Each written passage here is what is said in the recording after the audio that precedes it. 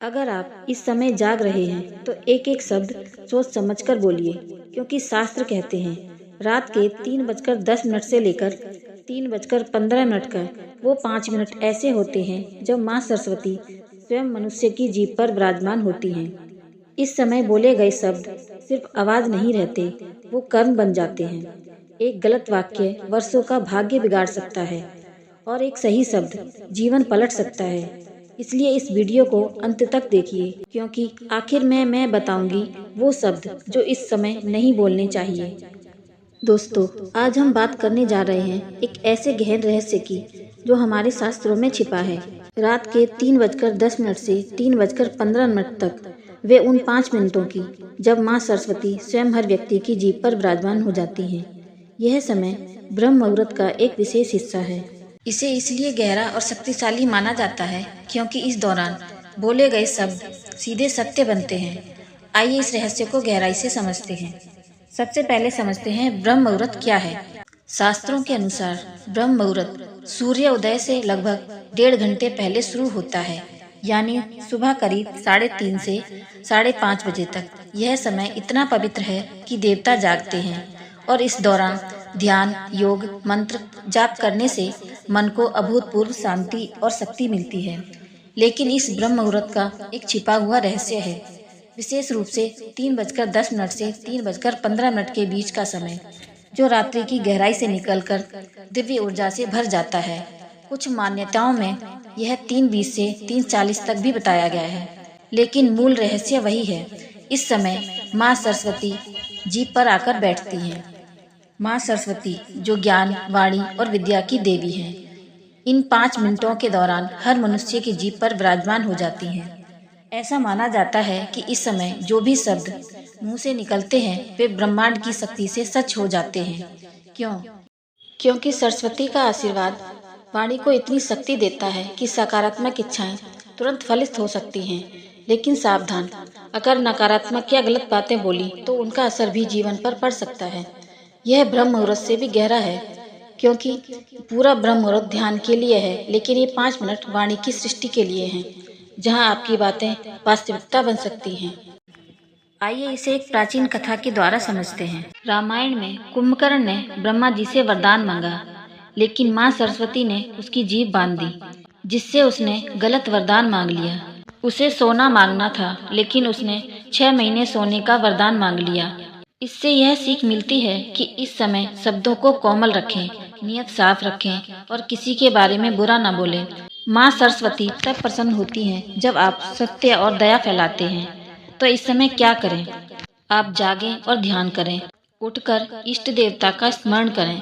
Self talk में सकारात्मक बातें कहें, जैसे मैं सफल हूँ, या अपनी इच्छाएं जाहिर करें। मंत्र जाप करें। माँ सरस्वती का मंत्र बोलें, ओम सरस्वती नमः। छात्रों के लिए यह पढ़ाई का सुनहरा अवसर है। इस समय पूजा पाठ करना चाहिए। इस समय माँ सरस्वती की पूजा करें। माँ को सफेद कमल पुष्प अर्पित करें या सरस्वती वंदना पढ़ें। इससे सफलता और समृद्धि दोनों मिलती हैं। याद रखें, इस समय नींद में ना रहें, जागकर इसका लाभ उठाएं। क्या आपने कभी ध्यान दिया है कि कुछ लोग बिना पढ़े भी गूढ़ बातें कह जाते हैं? कुछ शब्द ऐसे निकलते हैं जो भविष्य बन जाते हैं, और कुछ वाक्य जीवन बर्बाद भी कर सकते हैं।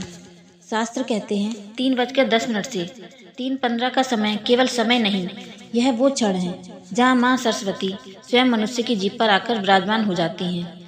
यह रहस्य ब्रह्म मुहूर्त से भी अधिक गूढ़ है। जब रात्रि का तीसरा पहर समाप्त हो चुका होता है, ब्रह्म मुहूर्त लगभग 3:30 से 5:30 बजे तक होता है। यह एक अत्यंत सूक्ष्म समय होता है।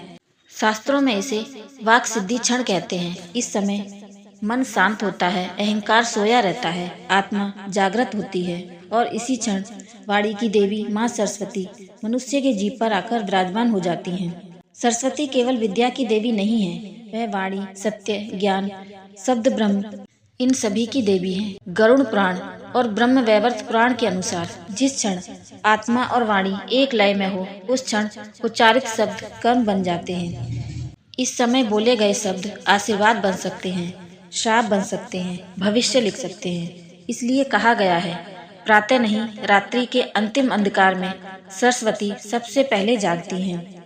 इस समय क्या नहीं करना चाहिए?